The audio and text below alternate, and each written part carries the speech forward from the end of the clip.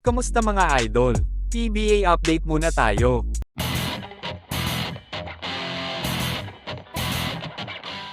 Naging emosyonal nga ang bagong import ng Barangay Ginebra sa PBA Commissioner's Cup na si Tony Bishop.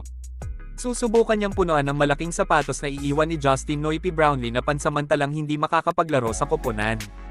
Pagkarating sa Maynila noong Biyernes ng gabi, mabilis na lumahok si Bishop sa practice at nagpapawis sa SMC Gym. Ayon sa sports columnist na si Homer Sison ng Spin.ph, medyo kakaiba daw ang pakiramdam ni Bishop sa paglalaro niya sa Ginebra. Matatandaan nga na naglaro si Bishop sa Meralco Bolts laban sa Barangay Ginebra sa PBA Governors Cup Finals noong 2021. Sabi daw ni Bishop medyo weird daw ang pakiramdam niya dahil magiging kakampi na niya ang Nooy na kalaban niya sa finals. Nasasabik na daw siyang maglaro sa pinakasikat na koponan sa PBA at sa buong Pilipinas. Paano nga ba napunta si Tony Bishop sa Ginebra at bakit pinayagan siya ng Meralco Bolts na mapunta sa kalaban nitong koponan? Ito ang naging sagot mga idol. Naging free agent si Bishop matapos na hindi ibalik ng Meralco Bolts ang kanyang serbisyo noong 2022 Commissioner's Cup kung saan dinala ng Meralco si KJ McDaniels. Ang 6'7" na si Bishop ay naglalaro para sa Halcones de Zalope sa Liga Nacional de Baloncesto Professional sa Mexico nang siya ay tinawagan ng Ginebra.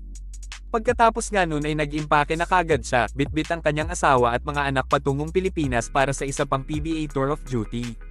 Bagamat pumirma lang si Bishop ng 60 araw na guaranteed contract sa Ginebra, maaari siyang maglaro sa maikling panahon lang o mas matagal pa bilang reinforcement ng sikat na koponan.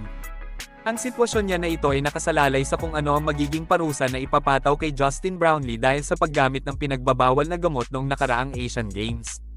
Pero gaano man kaikli ang serbisyo niya sa Ginebra, panigurado na mapupunan niya lahat ang sapatos na iiwanan ni JB. Nag-average si Bishop sa Meralco ng 25 points, 13 rebounds, 3 assists at 1 steals kada laro.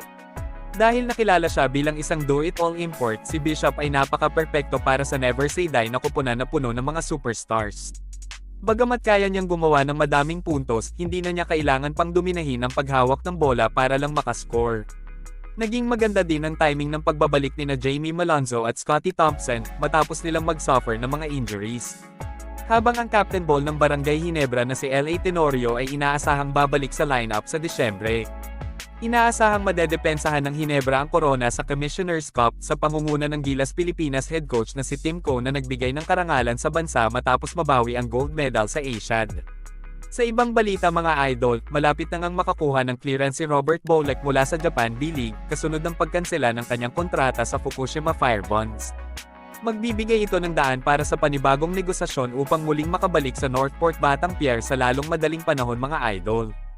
Inaasahan na si Bouleck ay maglalaro sa Batangier sa darating na komperensya, ngunit ang pagkakataong makapasok siya kagad sa roster ng koponan sa araw ng pagbubukas ng PBA sa Nobyembre 5 ay napaka-imposible.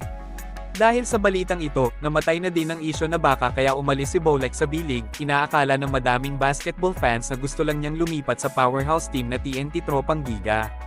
Madami nga ang nag-akala na posibleng palitan ni Berto ang posisyon na iniwan ni Mikey Williams matapos itong magrebelde sa TNT dahil sa ayaw nitong pumirma ng kontrata sa koponan.